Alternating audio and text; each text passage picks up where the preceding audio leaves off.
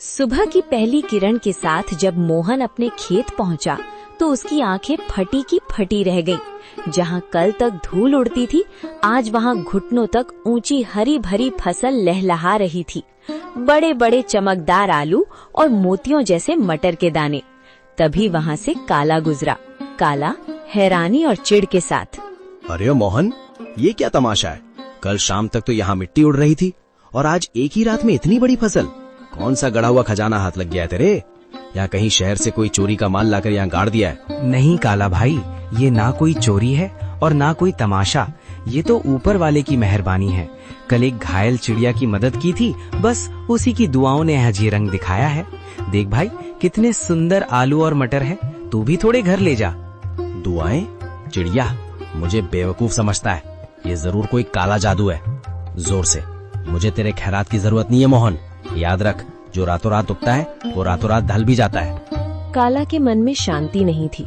वो जानना चाहता था कि मोहन को ये सब मिला कैसे। वो बिल्ली के कदमों से मोहन के टूटे हुए घर के पीछे पहुंचा और खिड़की से कान लगाकर सुनने लगा। अंदर मोहन, बिमला और माँ बातें कर रही हैं। मोहन, मुझे अब भी यकीन नहीं होता। वो सुनहरी परी सच में हमारे लिए फरिश्ता बनकर आई थी। उसने कहा था ना कि जब तक दिल साफ रहेगा ये फसल बढ़ती रहेगी। हाँ बिमला, उसने उसी बरगद के पेड़ के पास दर्शन दिए थे जहाँ से मैं रोते हुए लौट रहा था। वो दिव्य प्रकाश, वो ममता भरी आंखें, मैं कभी नहीं भूल सकता। काला भाई को शक हो रहा था, पर उसे कैसे समझाऊं कि ये सब दया का फल है। काला खिड़की के बाहर बुदबुदाते हुए, अच्छा तो ये बात है। बरगद का पेड़, परी और सुनहरी पोटली। अगर उस भीख मंगे मोहन को परी मिल सकती है तो मैं तो उससे कहीं ज्यादा चालाक हूँ। मैं भी कल उसी पेड़ के पास जाऊंगा और उस परी से सब कुछ छीन लूंगा। काला सुबह सुबह उसी बरगद के पेड़ के नीचे पहुंच गया। उसने एक जाल बिछाया और एक चिड़िया के आने का इंतजार करने लगा।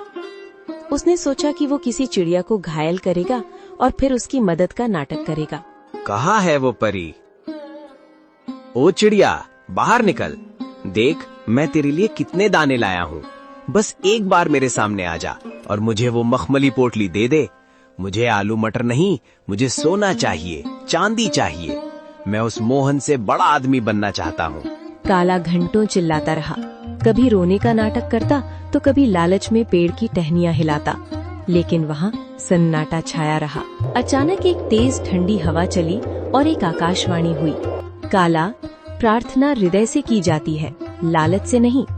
मोहन ने एक जान बचाने के लिए अपनी कमीज फाड़ी थी और तू एक जान लेने के लिए जाल बिछा रहा है। जा, तुझे कुछ नहीं मिलेगा, क्योंकि तेरा मन ईर्ष्या की राख से भरा है। लालच की फसल कभी मीठी नहीं होती। नहीं, ये नाइंसाफी है। उस गरीब को सब कुछ और मुझे कुछ नहीं। अगर मुझे नहीं मिला तो मैं मोहन का भी कुछ नहीं रहने दूंगा। मैं आज रात उसके खेत को शमशान बना दूंगा। मोहन ने पहली फसल घर लाई।